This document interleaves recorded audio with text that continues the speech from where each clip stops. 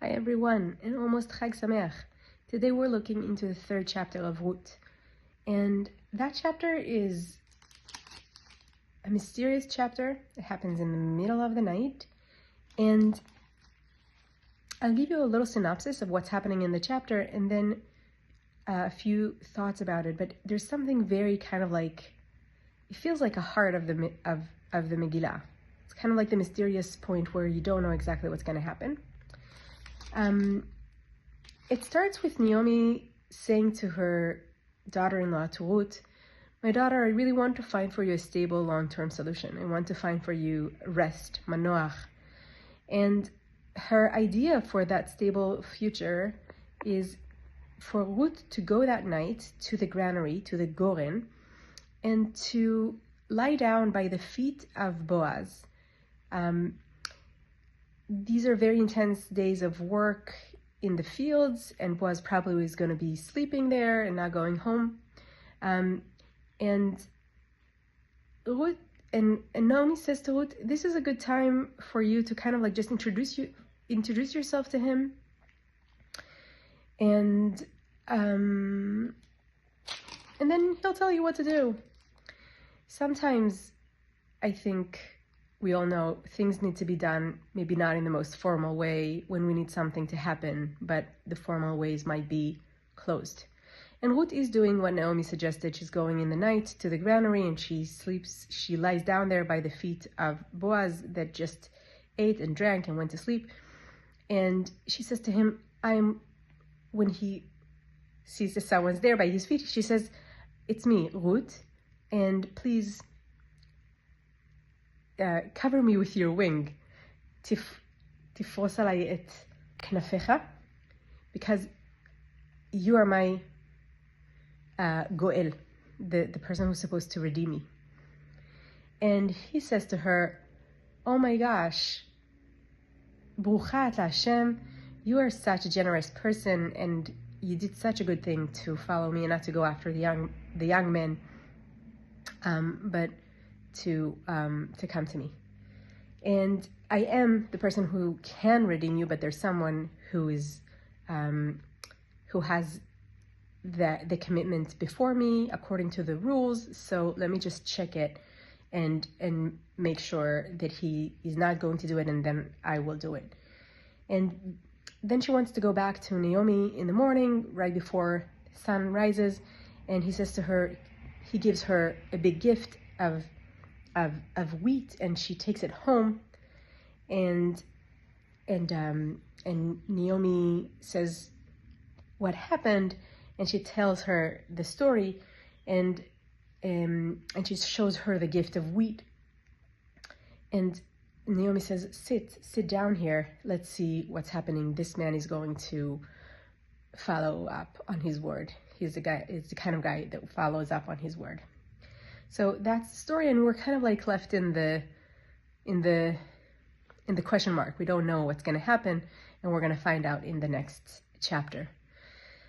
Something that I find really interesting in this chapter is it's in the middle of the night.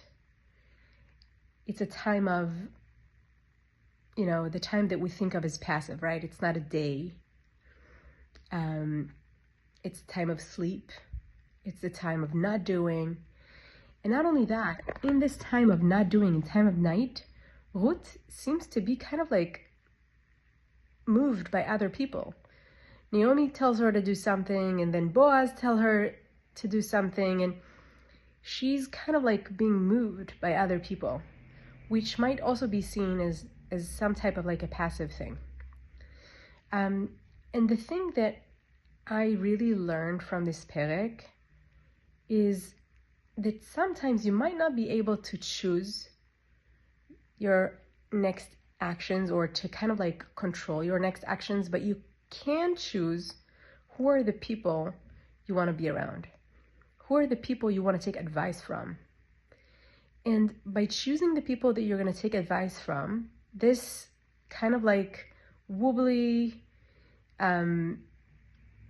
situation that you're in that feels so kind of like dependent on others, by choosing who you're going to be dependent on, who you're going to take advice from, you're at least choose which network you're going to be moved on. And there's something really powerful about that at any moment, even in the depth of night, even in the place where you feel like you might not have any solutions, there is a place to find rest. And that place often really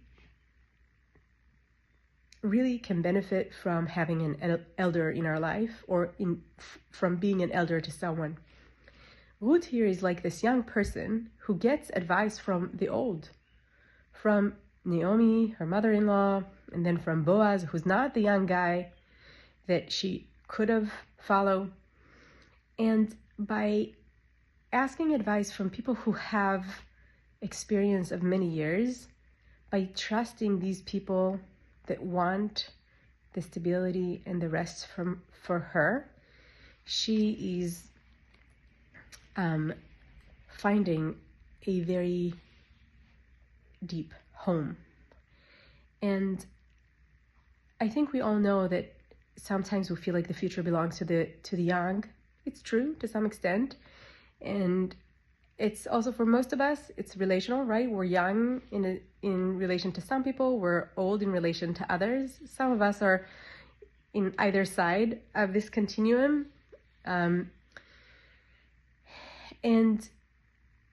this chapter, to some extent, I think, teaches us that in times of crisis and transformation, like the times that Ruth and Naomi lived in, it's really important for us to find the intergenerational connections that can support us. It's important for us to maintain the voice of the elders, to hear their wisdom, to find people that we trust, that we want to take advice from in these like very big moments in our life where we might feel like we don't really have any direction and we're just kind of like moving on without knowing where we're going. So my question to you is, who's an elder that is inspiring for you? Who's an elder that you want to take an advice from? Who can you be an elder for, to give them advice in the times of their life? And what ways are you able to build intergenerational communities for you and for those that you see that seek their way and their journey? So happy to be with you on this journey to the mountain, to Matan Torah, with Ruth and Naomi, and with all of us here in SVIVAH. Much love to you.